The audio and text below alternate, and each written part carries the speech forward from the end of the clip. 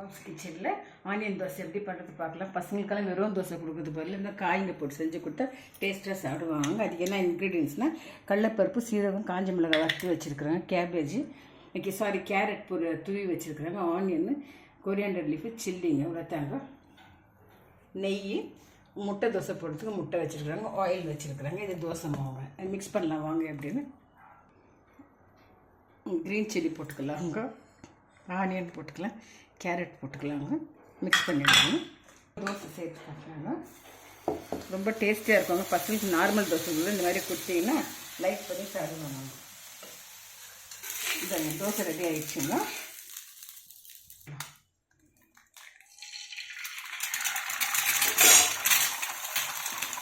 ஒரு boiled egg போட்டிருக்குறாங்க, சாரிங்க, egg omelette போட்டிருக்குறாங்க. வாங்க ஃப்ரெண்ட்ஸ் எல்லாம் சாப்பிட்லாம். சாப்பிட்டதுக்கப்புறம் தோசை, தேங்காய் சட்னிங்க, சாப்பிட்டதுக்கப்புறம் ஃபில்டர் காஃபி வச்சுருக்குறாங்க. அவ்வளோதாங்க ஃப்ரெண்ட்ஸ். வாங்க ஃப்ரெண்ட்ஸ் எல்லாம் சாப்பிட்லாம். லைக் பண்ணுங்கள், ஷேர் பண்ணுங்கள், சப்ஸ்கிரைப் பண்ணுறதுக்கு ரொம்ப தேங்க்ஸுங்க. தொடர்ந்து சப்போர்ட் பண்ணுங்கள். தேங்க்யூ ஃபார் வாட்சிங்.